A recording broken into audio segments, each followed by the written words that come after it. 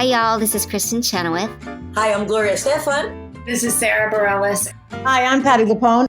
This is Lin-Manuel Miranda. You're listening to the Broadway Podcast Network. The show to the history mix, switching up the flow as we add the prefix. Everybody knows that we used to be six wives. Welcome to the Theater Podcast, intimate personal conversations with theater's biggest names. I'm your host, Alan Seals, and this is the first episode of May, which is kicking off our Quarren Queen Takeover series. Special thanks to Parody Bill, who made this month's episode graphics for us. This month will be all about Six, the musical, and this first episode is being kicked off with Broadway cast member Samantha Pauly, who's going to make her debut as Katherine Howard once Broadway returns. If you want to see the complete video version of this episode, I did record it. We used Skype, so you can see the whole thing on video. Head on over to ttp.fm/Patreon, Patreon, and the lowest tier will get you complete access to all of the video interviews, past, present, and future. Remember to follow me on social media at theater_podcast, on Facebook at /official theater podcast. Tell your friends, leave a rating, leave a review. Remember to please stay home if you can, wash your hands, be safe, stay healthy. And now everyone, please enjoy this episode with Samantha Pauly. Listen up, let me tell you a story. A story that you think you've heard before. We know you know our names and our fame and our faces. Know all about the glories and the disgraces. My guest today is no stranger to the stage, performing regionally since 2010 in shows such as Honeymoon in Vegas, Elf the Musical, Suessical and Godspell. She's played the title role of Eva Peron in Evita 3 times, which included making her West End debut last year in Regent's Park Open Air Theater. She was Valkeryrie in the national tour of Bat Out of Hell and is now Katherine Howard in Six on Broadway. Samantha Pauly, welcome to the Theater Podcast. Thank you. Thanks for having me. How are you holding up here in quarantine? I'm pretty good. I'm really not that bad. I'm lucky that I live right next to my sister. She's just in the building right next to me. So if either of us goes anywhere, it's just to each other's apartments to hang out. And I have my dog here in the city with me too. So I don't feel too alone, which is nice, but I have my days where I get really bored. So you're still in Manhattan, in the area?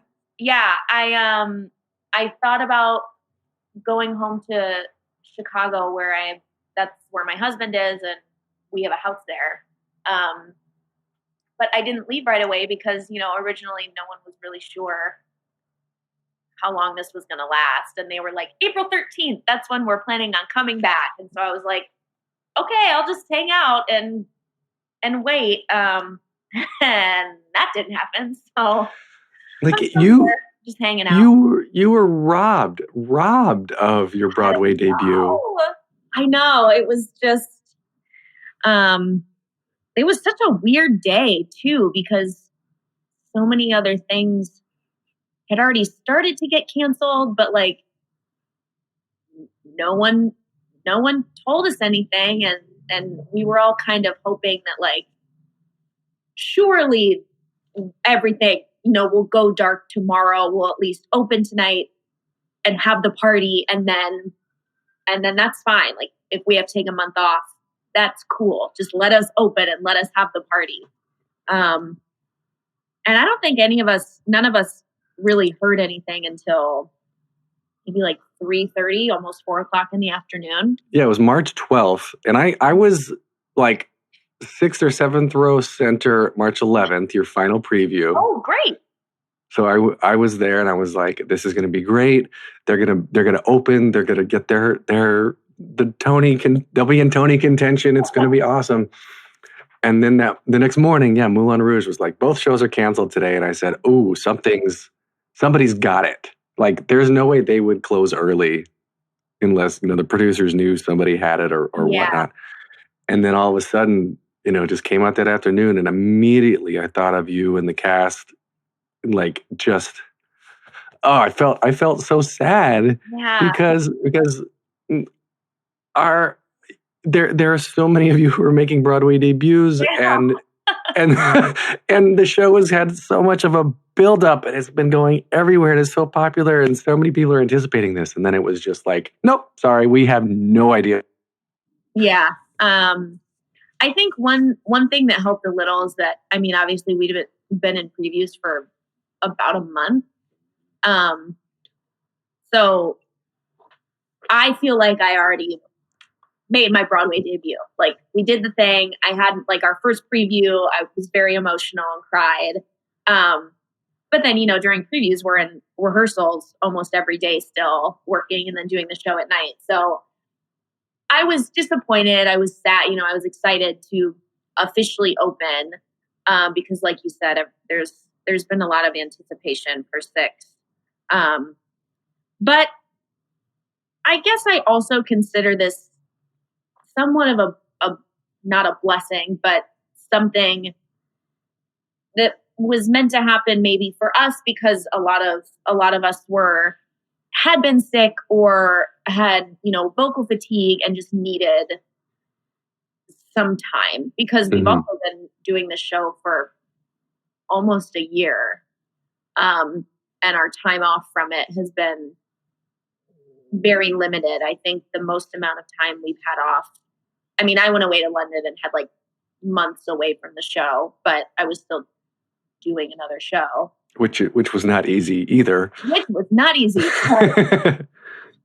But, I think the most amount of time we had off from the show was maybe 2.5, 3 weeks.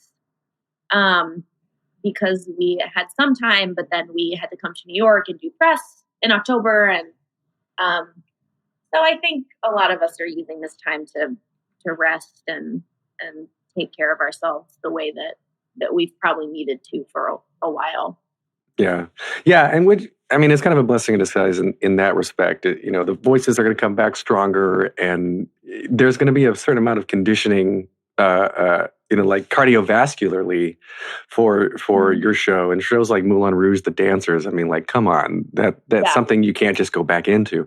But you said something too, that you're still in rehearsals while you're in previews, but this show, like 6, has been around for years and multiple incarnations already. Yeah.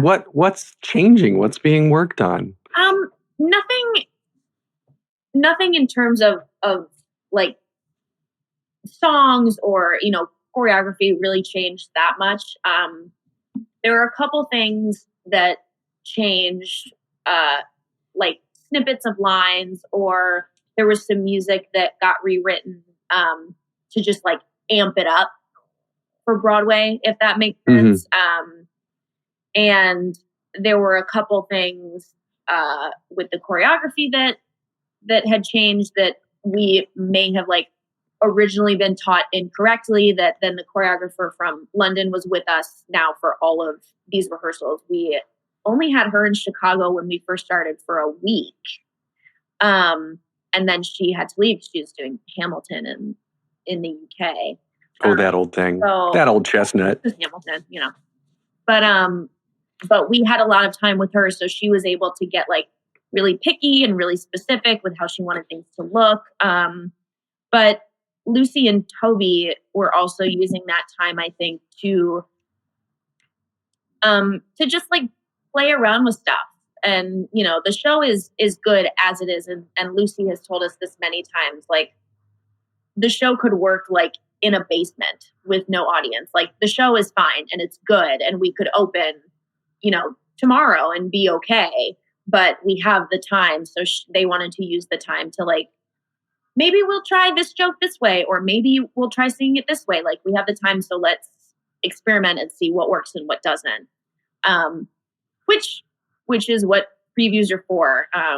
So nothing changed like drastically, but they had the time, so they were using it to get really particular and really specific. And I mean, you saw the show. There are so many lights.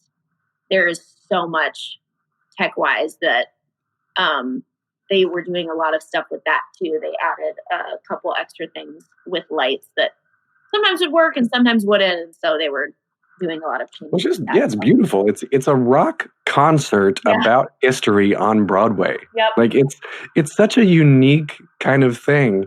We definitely want to come back to 6, but normally on the podcast where I start is kind of like your beginnings about you and who you are. So you said you grew up in Chicago, right? Or Chicago's home. Is that where you grew up? Chicago has been home for me for the last 5 years.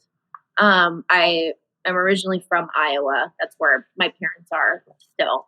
But I moved to Chicago after college because I wasn't really into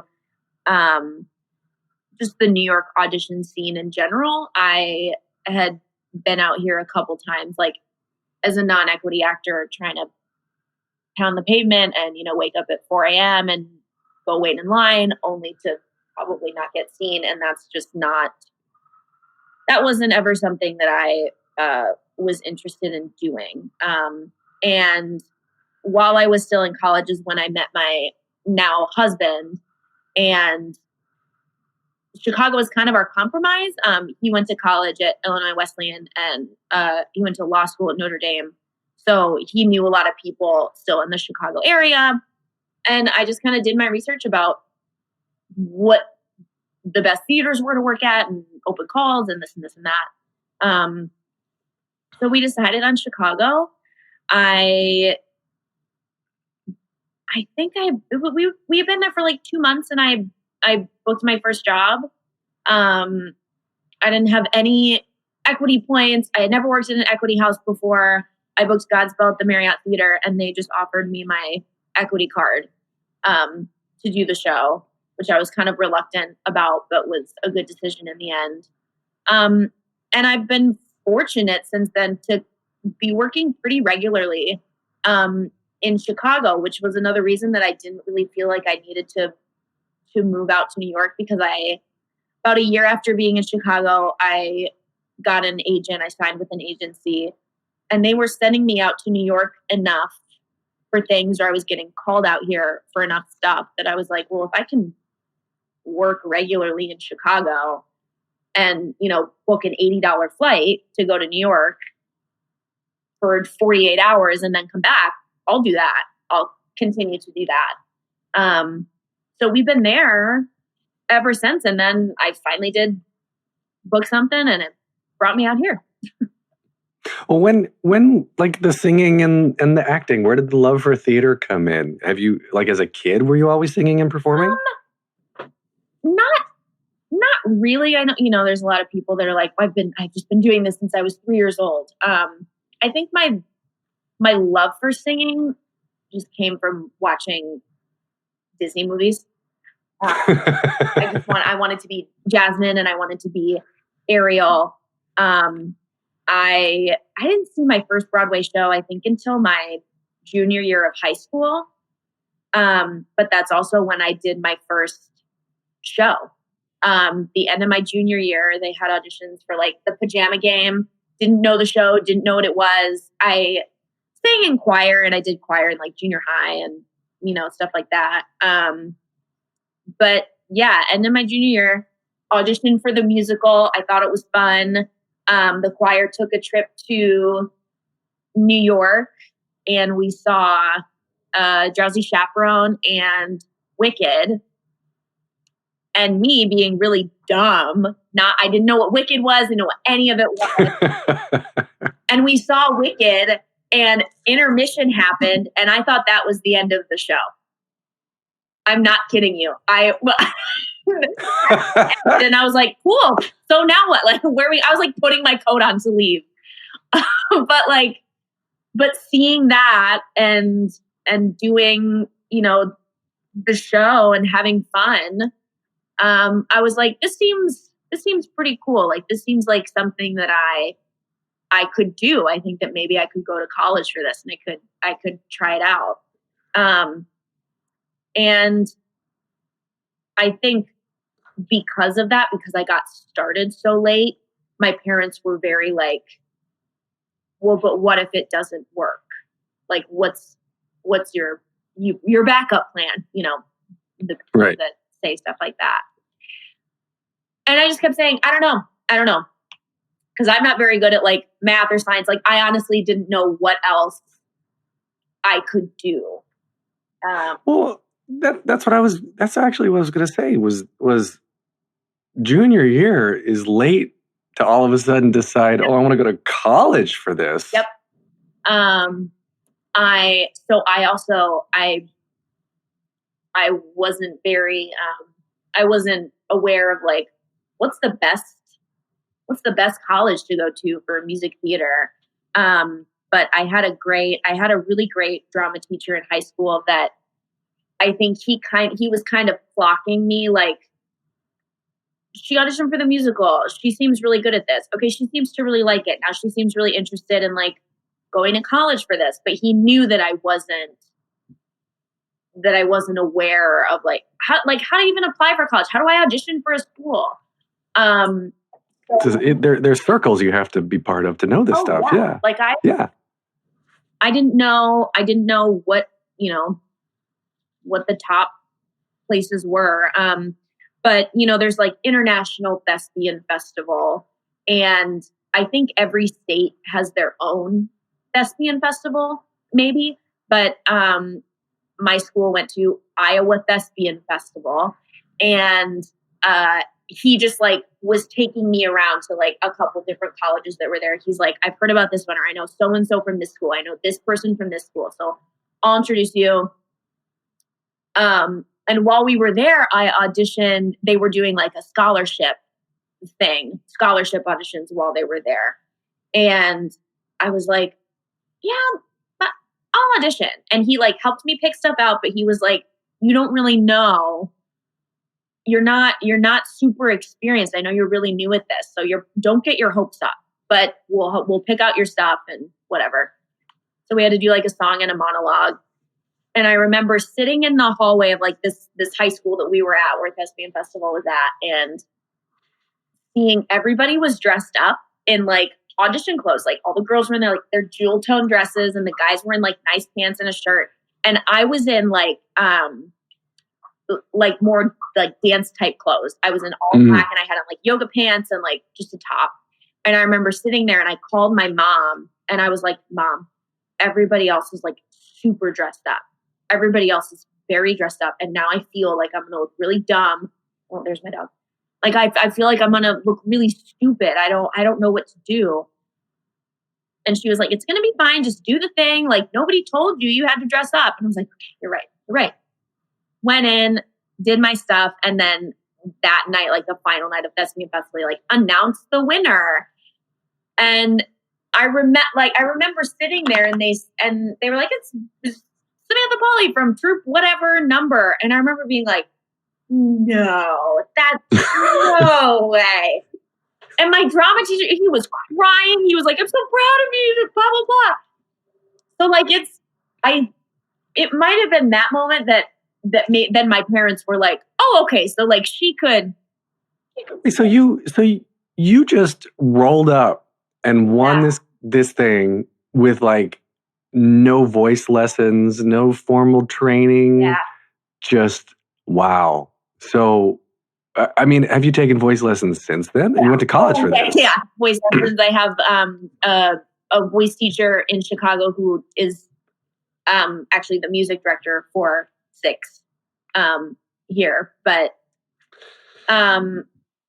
yeah, I still consider myself like not a good music theater actor because there's still a lot of shows that I don't know. There's a lot of shows that I've never listened to the cast recording.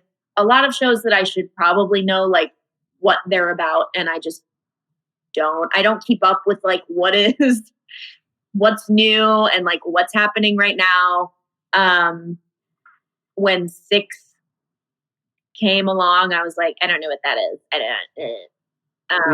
I didn't listen to any of the music from it until the night before my callback. But I did. I just kind of roll with the punches. I just kind of roll up, like you said. Well, I know a lot of people like that they're just like, wherever the opportunity leads me, whatever door opens, I'm just going to walk through it. And there's so many people who have told me that they just got where they've gotten because they just keep saying yes. Yeah. And and it just leads to the next thing. And depending on like the spiritual background of whoever it is that I'm talking to, they're like, oh, sometimes it's fate, sometimes it's one reason or another. But, it's what's supposed to be is supposed to be, whether or not you buy into that or not. But so speaking of callbacks, on January 14th, 2019, you posted a picture on Instagram, said that never before did you have to perform a Diamond Single Ladies mashup for a callback. Did you get called in for Moulin Rouge? Yeah. They were still looking for standby for Satine. So I flew to New York for that. That callback was also really fun because when I was in college with a couple of my friends, we taught ourselves all of the Single Ladies choreography. And so I still know all of it. So for some reason, I was getting ready to go in and feeling good about singing all this stuff. And I was like, I don't really know what to do though for this Single Ladies part. Like, I don't want to just stand there. But I also haven't, the show wasn't open on Broadway yet. So there was nothing I could refer to. So I was like, maybe I'll just throw in a little bit of it. And I think that's probably where I went wrong. And that's why I didn't book it. I wasn't doing the full dance thing, but I was giving them some sass for sure. And they were like, yeah. Wow. Yeah. Well, I don't know. I mean, again, if you had taken that, you wouldn't be where you are now. Yeah, absolutely. Yeah. So like you said, I am definitely a everything happens for a reason type person. Within the last year and a half, I have definitely, that is something I love. It seems like the last year and a half has been just full of ups and downs for you in general. Yeah, and what is it? 2018, the Bat Out of Hell tour, you were Valkeryrie. Mm-hmm. And what the hell happened? For those who don't know, it was the tour was canceled days before New York was supposed to start, right? No, it was it was canceled before the tour was supposed to start. Yeah. We rehearsed in New York, and this was a year-long full production contract tour. Yeah. The top tier. I was ready. Full year, first national tour. I was like, okay, this is it. I'm going to get my foot in the door. I'm going to do a tour. And then that is it. Things are going to go up from there. Can't wait.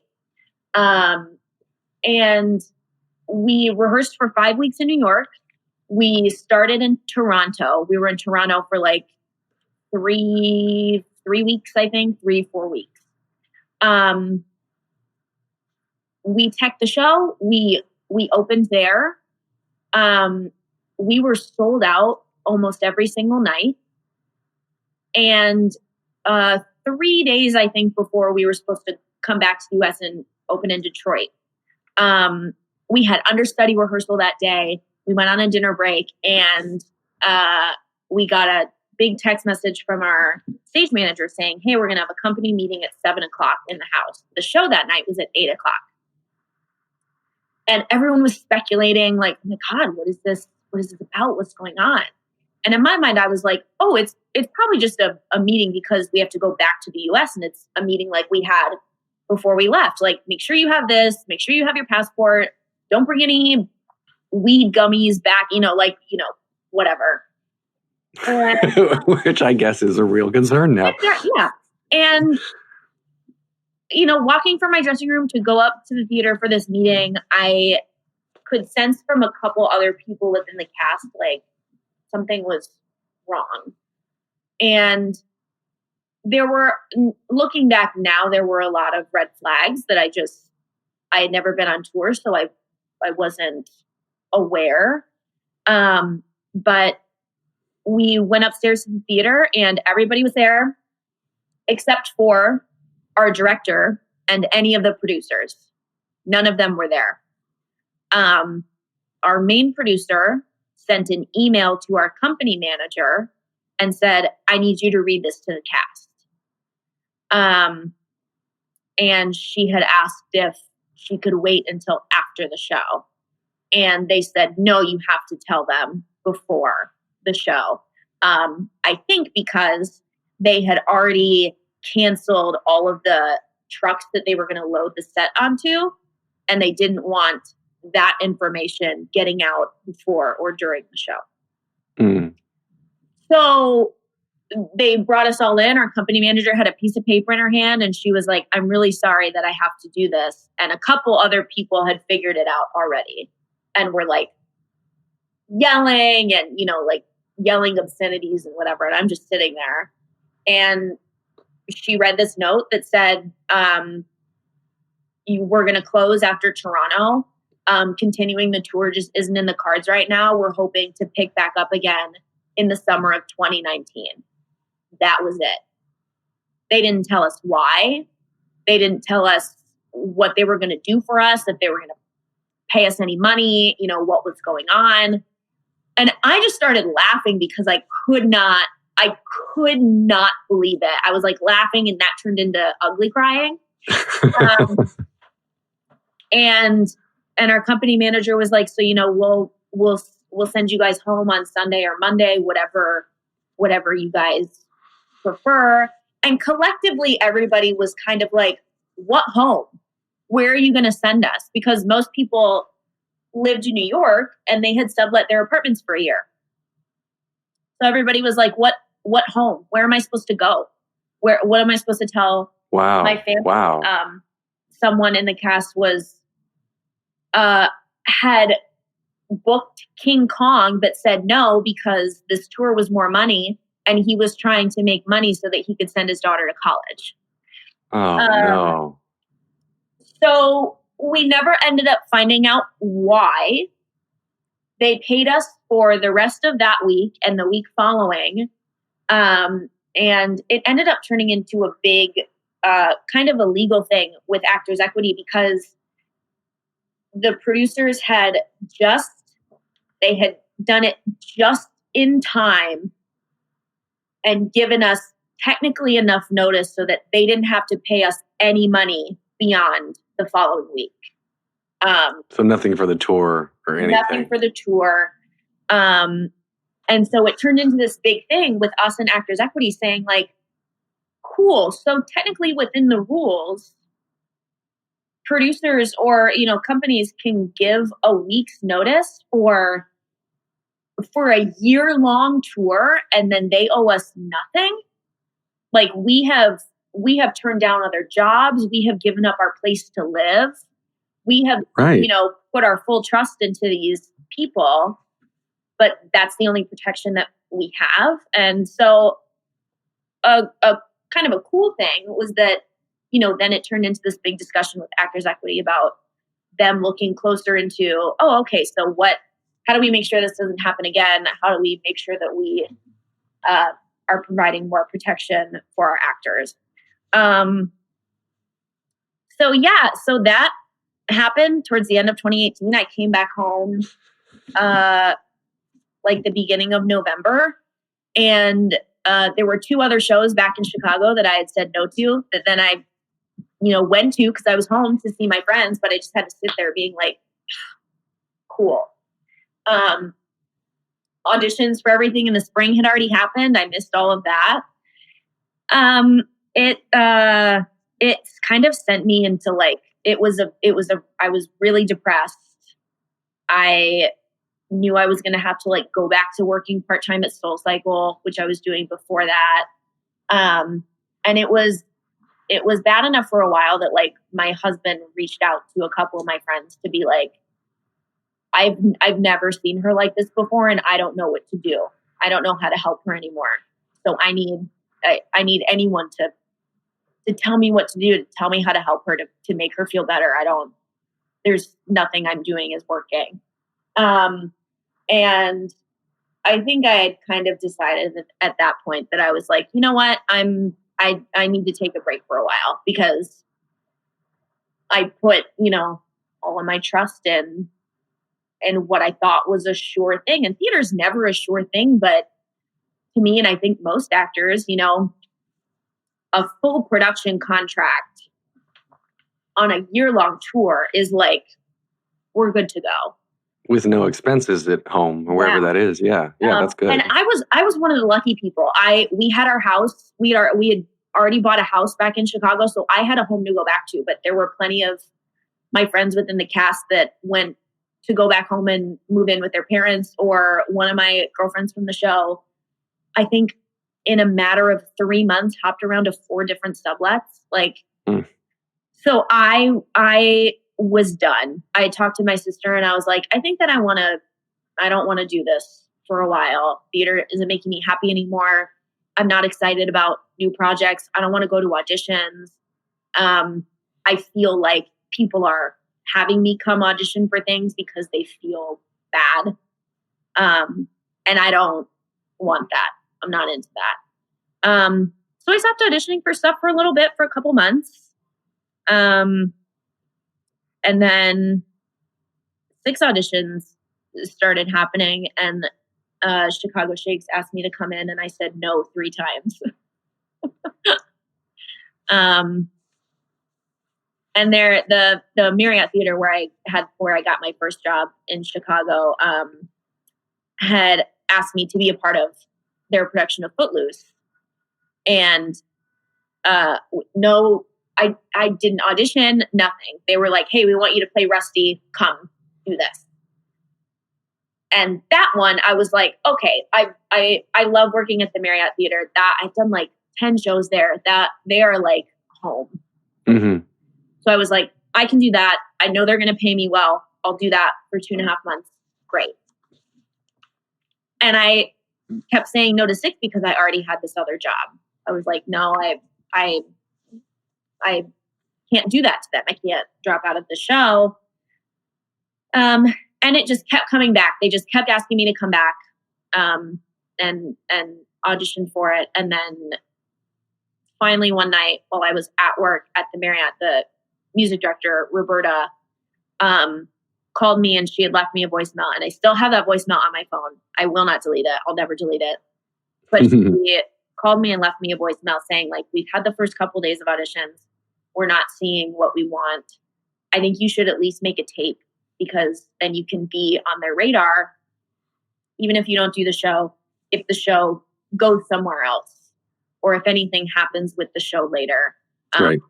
But she was like, I totally get it. There are so many times, she's like, in my past that I have said yes to one show because I feel like I owe it to them, or I owe them my loyalty, and I've missed out on other things. And she's like, this is a business. That's all it's about. So you can at least make a tape. There's nothing wrong with that. So I went home that night and made a tape at 10:30 at night. And I sent it to her right away, and the casting director at Chicago Shakes. And she was like, they love it. They want you to come in. Final callbacks. And I was like, all right, cool. But then I had to call my agent and be like, okay, listen, because he knew I was doing all this too. And I was like, should I go? Because there's going to be other people there from Chicago that I know that also know that I'm supposed to be doing this other show. And I don't want any of this getting back to people to Marriott and, me getting in trouble or whatever. And he was like, I say we just go, because even if you go, it doesn't mean that you're going to take the job. This is something separate. You should go. So then, while all of that was happening, I got an email from Tara Rubin Casting saying, hey, there's a production of Evita that's happening in London over the summer. It's really different. It's supposed to be like Beyonce at Coachella. And I was like, oh, I've never been to London. That's a lot of money they would pay me. Cool. I'll do that. I'll audition for that. I love Evita. So we had final callbacks for 6, which was like an 8-hour day in Chicago. And then that night, I got on a plane and flew here to New York to do my first audition and taping for Evita. So all of it started happening at like around the same time. And So you never took the job in Chicago then, it sounds like. Well, I that happened so quickly that like I said yes to Footloose, and they were like, cool, sending you a contract tomorrow. And I had signed a contract already for this other show. Footloose wouldn't have conflicted with Evita, so that's why I was like, I could do that, and then I could have went. And then the day after I got back from New York, my agent called me about 6, and he was like, they want you to play Katherine Howard. And I was like, okay, so now, what do we do? And he was like, well, do you want to do it? And I said, yeah, I want to do it. Did you know anything about the show? Like what made you want to do it? I didn't know anything about it. I knew that it was coming to Chicago. I had actually a couple of friends in London reach out to me, and people in Chicago that knew about it or had listened to it on Spotify that were like, Six is coming to Chicago. You have to audition. And I was like, okay, I don't know what it's about. And like I said before, I'm just really bad at doing my research and knowing. So I still didn't know until they had me come in. And then when I first went in for callbacks, I was called back for 3 of the queens. So I was just looking at who everybody was and what the show was about. So yeah, I knew then finally, what it was, but I guess I still didn't realize like how big of the deal it was, or how much people loved it already. Especially people here in the US, like there was already such a following. Yeah. Well, that's the trend now. Look at Percy Jackson musical and Be More Chill and Six. It's basically the music, Spotify, that's demanded should come to Broadway. Yeah. Or even to off. You said, I want to go back to something you glossed over it. I don't even know if you realized you said it a while back. Is when you're talking about Bat Out of Hell that you were sad. You said you're actually depressed because your trust was broken. You put all your trust into these producers, and I wonder if delving into the psychological aspects of of you. And this is the first time I've met you, virtually here while we're in mutual quarantine. I was looking through Instagram, and you're pretty open on Instagram and your posts and whatnot. And you said that on December 31st, 2019, you had this wonderful post that you're like, 2019 had some major moments, none that you could have ever expected. Mm-hmm. And you said the end of 2018 almost broke you. And you talked about Evita, but battling depression, anxiety yourself. But you said trust, and it harkened back to this post because you also mentioned an abusive relationship that came from college, right? Mm-hmm. So I wonder, like for you, do you think? So going into or coming out of being a survivor of an abusive relationship, there's a broken trust there with relationships in general. Yeah. I think that I've definitely since then, because that relationship ended in like 2010. And definitely since then I have realized that the problem within that relationship was not me. It was something with him and insecurities that he had that he took out on me. And I think since then my mentality has definitely changed where I'm aware of people like that, if that makes sense. Like I'm willing to trust people like my husband or people that I work with because I can see that they're inherently good, and I know that they are not like this guy, because I can recognize in other people when I see those characteristics that he had, if that makes sense. Oh, absolutely.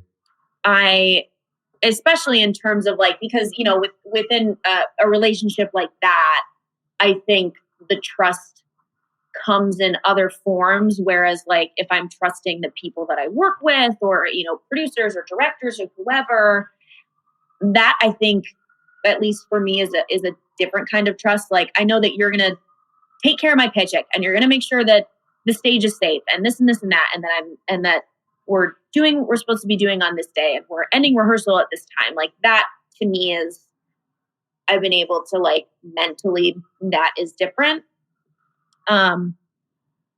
Whereas I guess with this guy in college, that was just like, he was just, I don't know. I think it was just an insecurity within himself. I don't know. Like I said, that he would get so mad. Like if I booked something and he didn't, or we went to auditions together and I got more callbacks for something than he did. And it took me a while to figure out in that relationship that, like, oh, he's got a problem with himself that he's taking out on me. And I think in terms of work trust, that's something totally different. Yeah, I mean, I guess where I was going with this was, I'm speculating that it may be hard for you to make close relationships with new people now. And once you do let that wall down, it's like you're very loyal, right? And with them forever. Yeah. And so, you're trusting for these producers this time in your life. You're like, okay, a year, I'm putting my eggs in this basket now, and I'm going to not have a place in New York. And if I was, your other actors sublet and didn't have places to go back to because they were trusting that the next steps would be taken care of. Yeah. And so that now, as to why at the end of the year, you said 2018 almost broke you. Theater wasn't making you happy. Theater, you wanted to take a break because you basically got like used and thrown away. Yeah. In this tour scenario that never happened. Yes. Yeah. I totally get what you're saying. And I guess that does definitely harken back to that because, if anything, I love theater, and it's for, a lot of people, I think most people, it's an escape from real life, whether you're watching a show or you're on stage and you're a part of it. To have all of that end, I was like, okay, then like, what am I doing? Why, if I can't feel safe here, where am I supposed? Am I never supposed to leave my house? Like, what am I supposed to do? Well, so now that like the rug was pulled out from under all of you for in this pandemic, like, are you okay? Is it kind of like memories of before? Is it different now? I guess a little bit. This seems to be different in that, like, I know that Six already had a lot of anticipation. People were very excited for it to come to Broadway. And I know that, anything can happen, and nothing is guaranteed, obviously, in theater. I definitely know that now. But I think that I have faith in the show itself, and I have faith in what we've created, and I have faith in the ticket sales that we've had for a while, that I know that we will come back. The only thing that makes me nervous or gives me anxiety is that it's not like Broadway that's uncertain. It's all of this coronavirus stuff that is uncertain, and there's no definitive end. Mm-hmm. So I think the anxiety for me with all of this now just comes from, but I was so excited. And I think it's more of like I finally made it. I made it to Broadway. Yes. And like getting excited for like the Tonys and this and that, like awards season. And now I'm like, shit, what the God? Of course. But I think I have also learned since 2018 that, like I said, everything happens for a reason. And I am a firm believer that you are always exactly where you are meant to be in this moment. And if I am not proof of that in the theater world, I don't know what is. Like, if Bad Out of Hell hadn't been canceled, then I wouldn't have had time to audition for Six, and all of this other stuff wouldn't have happened. So that all, you usually can't see it while it's happening, but everything definitely happens for a reason. Absolutely. You're doing on your Instagram page, you're also doing a song a day, right? Yeah. So was that something to keep yourself busy, or keep yourself singing?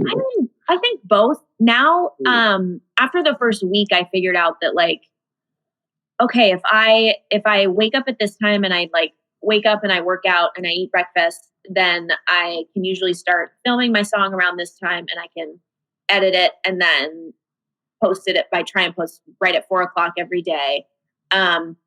So that has definitely kept me sane, because it's made me feel like I have a schedule, and then stuff getting added in, like this podcast, or, you know, whatever kind of phone interview and stuff like that, or like a Zoom class. That's just like an added bonus where I feel like I'm doing something with my day. So it was part that I was like, I'm going to have to do something. Otherwise I'm going to go nuts. So it's part that, but it's also part like it's making me be better about being active on social media and engaging with fans that I have, I guess, which is. Why do you put that in air quotes? You have fans. You have fans. It's just a weird thing for me to say, because I just think I'm like a dumb little potato from Iowa that like, I have, you know, like, why do I have fans? God, it's so weird. So it's made me better about that too, because I've never been particularly good at like posting on Instagram or using these hashtags or whatever. So it's been good for me to do that too, and just like get more involved. But it's also fun. Now I'm like picking songs and like putting on outfits and making it funny, and well, you're explaining. You're talking to the fans, you're getting feedback, you're being authentic, which I think, especially for people in this industry, you know, you're on stage because you're finding a way to express yourself. You're finding a way to deal with whatever's going inside your head anyway by embodying these other characters. And it's giving you this way to still perform. You're still performing every day. I've been singing, you know, the same thing for like a year. So it's fun to get song suggestions from people and sing something that maybe I haven't sung in a while, or I've had to learn a lot of new stuff, because like I said, I'm not good at keeping up with new stuff on Broadway. And so I get a lot of requests for like stuff from Mean Girls or Beetlejuice. And I saw Mean Girls last year, but it's not like a cast recording I listened to. So that's just another thing that it's an activity for me to sit and try and learn a song without having the sheet music, by just like listening to it on YouTube and looking at the lyrics, you know? So it's Spring Awakening, you need to know. Spring Awakening is good. Know it. I do. I do. But I enjoyed the like, okay, I guess I just am in pajamas because that's what people do. But yeah. And like, and now it's, you know, I feel like a lot of times for theater performers, there's an expectation of looking how you do on stage, or like being that person, or being perfect. And I am more than willing to put videos on my Instagram of me like forgetting the words or making a mistake or my voice cracking, because like that's just what it is. For a while I was taping these and I was like, oh, that sounded like garbage. I need to do it again. And finally, over the last 2 weeks, I've just been like, whatever, I'll just do one take. And if it's good, it's good. And we're going to use it. And if it's not, then we'll make it funny. And now I'm just like dressing up and making it ridiculous. Well, I think it's fun. And it gives the rest of us who can't go see shows and who like, we crave this content. Yeah, so to still be able to connect with the people that we'd rather see on stage, this is like the next best thing because we can't leave our houses right now. And there is no Broadway. Yeah.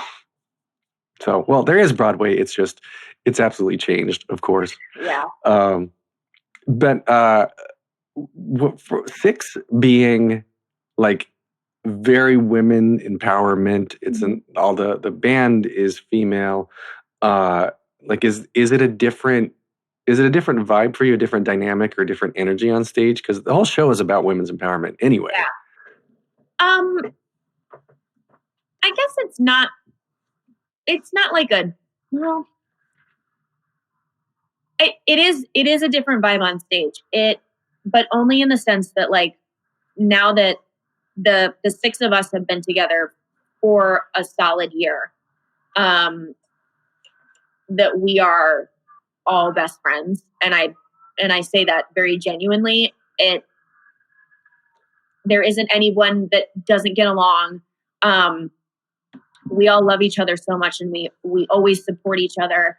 And a lot of people that come to see the show say that they can see that on stage. So I guess it does feel different in that sense because we've also been encouraged to be ourselves and bring ourselves to the character, so that we can create something very unique. But there are so many times that we are just ourselves on stage with each other, like trying to make each other laugh or, giving each other a look or dancing and being silly. So it definitely does feel different to other shows because we've been given that freedom and because there are so many times that, and I know it will happen when we all come back, that we'll look around at each other, like while someone's singing their solo or while we're all sitting together, that I'm just like, we are all just really good friends, aren't we? Like, we're just so yeah, it does feel different compared to other things I've done where, the show might not have as much freedom, in terms of connecting with each other or, right. having fun. And it's very cool to be all women up there. That is just nuts. It's really cool. So you had like 4 weeks of possible stage door feedback so far. Is there anything that like sticks out from your mind from the New York stage door?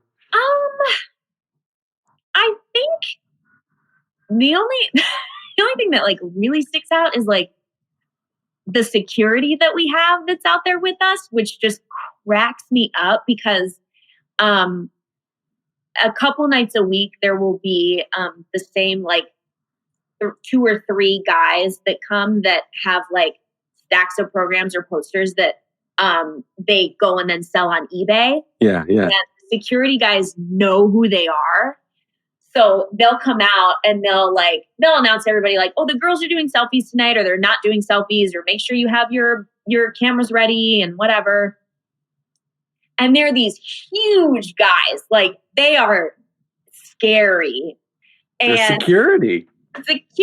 And it's always the thing that always sticks out that I find hilarious is when like they'll be talking to like the little fangirls and they'll be like, okay, sweetie, you have to get this and this out. And then they'll see one of the guys like standing in the back and they'll just start cursing them and be like, hey, like yelling at these guys. Like their demeanor just changes. And it's so funny to me because I'll stand there and I'll be like, oh my God, geez. But I think that's the only thing that's different. Like we've had at other theaters that we were at, earlier in the year, I don't think any of them were ready for a stage door type thing. I don't think they anticipated that the fan base would be so large. So like when we got to Canada, we had like a meeting on the first day in the theater. And I was like, so what's the stage door protocol? And they were like, the what? And I was like, you're gonna have to do something. You're gonna have to like rope off an area or make a line. But it's been pretty chill. And I mean, for all I know, there could have been things that happened that I just wasn't aware of. But you know what though? Sometimes people are very intense. Like fans will yell at each other, like "Don't push me," or like "I'm trying to get through." And it's sometimes people can get a little crazy. But people come sometimes from miles and miles and miles away to see their favorite person in their favorite show to get the signature. And if they don't get that selfie or that signature or whatever it is, then like life over. Yeah. Yeah. And sometimes it's more like the moms of some of these kids, like couldn't really care less. Like if we say we're not doing selfies because sometimes if we do a selfie with everyone that wants one, we could be out there for an hour and a half. It could take a long time. So sometimes we'll just say like, as we're walking, you guys feel free to snap photos, but we're not going to stop for individual people. And sometimes it's more the moms that are kind of out of control, that get a little intense, and the kids are like, whatever, that's fine. And the moms are like, no, get in there for a picture. But otherwise it really hasn't been that bad. Stage parents, man. I'm happy I didn't have any. Doesn't sound like you had any stage parents. So no, not at all. My parents, whatever. They're always more excited to see like the other people that I'm in shows with instead of me. They'll be like, "Where's so and so? I want to see that person from the show. Where's the guy that played Che and Evita? Where's Trent? Where's he?" And I'm like, "What about me? I just did the show." And they're like, I'm just as cool. I'm just as cool, Mom and Dad. Come on. All right. Well, let's wrap this up here. And I have 3 standard closing questions that I ask everybody on the podcast. The first one is, what motivates you? As cliche as it sounds, the fans and my husband. He's good at keeping me on days when I'm like, I just don't want to. He's like, but look at what you get to do. Go do it. I'm like, okay, you're right. I love that. Okay. So the second question is, what advice would you give to your younger self and younger people listening now, starting out down a similar path? Be patient. You have to be patient. And like I said before, you are always exactly where you are meant to be, even if you can't see it in this moment. You have to trust that. All right. So last question, hardest one. If you could only see one show for the rest of your life, but you can see it as many times as you want, what would you see? I would see Andrew Lippa's The Wild Party. Ooh, that's a new one. I feel like in the last week, I've gotten questions from like newspapers or other people that are like, what is one show that you've never done that you want to do? What is one Broadway cast recording that you would recommend people listen to? And that's been my answer for everything. I just love it. It's underrated. Yeah, it's very, very good. So we can find you online on Instagram at Sam Pauly, Pauly, and your SamanthaPauly.com. Mm-hmm. And that's it, right? You don't do Twitter? I don't have a Twitter. Makes me nervous. Yeah, it's dirty. Twitter is like the back alley of the internet. Yeah, Twitter's like, ugh, kind of scary. We can get more of me at thetheaterpodcast.com. Show your support at theaterpodcast.com/Patreon. You can find me on Instagram and back alley Twitter at theater_podcast. Please leave a rating, leave a review. This is edited by Matthew Hendershot. And Sam, thank you so much. This has been so much fun. Thank you. Thanks for having me.